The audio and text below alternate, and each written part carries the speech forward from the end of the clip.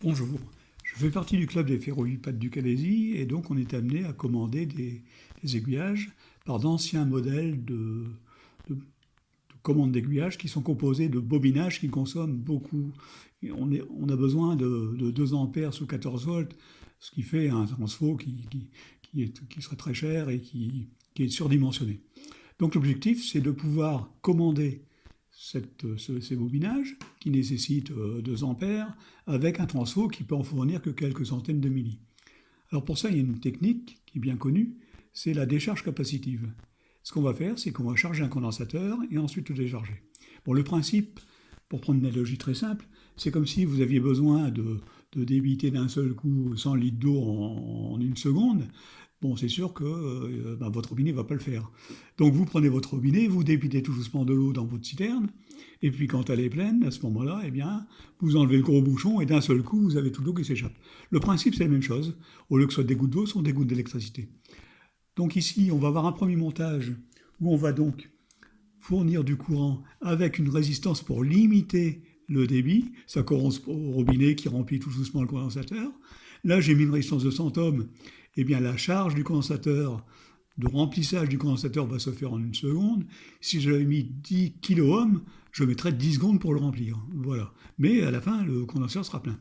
Quand on verra que le condensateur est plein, quand la tension aux bornes du condensateur sera égale à la tension d'alimentation.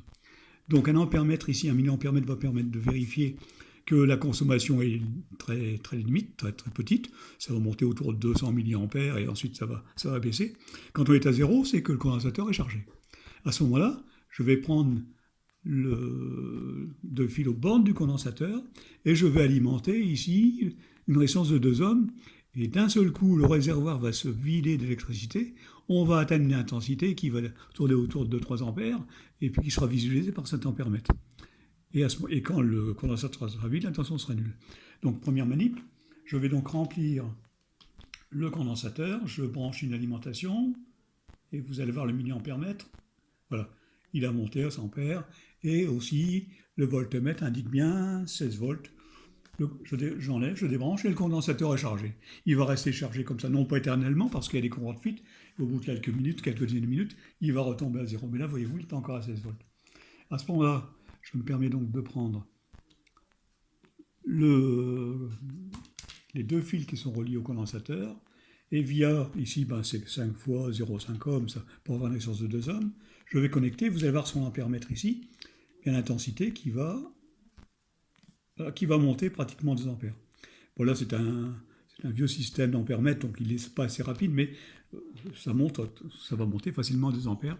Et la tension est descendue parce que le condensateur est vidé. J'ai vidé mon réservoir. Voilà un peu comment on est capable de fournir une intensité importante à partir d'un petit transfo qui, lui, n'est capable que de fournir quelques centaines de milliampères. C'est le procédé qu'on utilisera pour équiper un circuit avec comment dirais-je, des bobinages.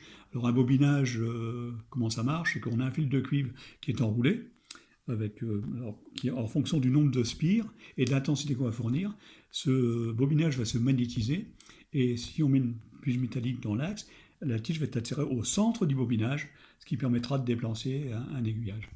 Voilà, merci de votre attention et à bientôt j'espère.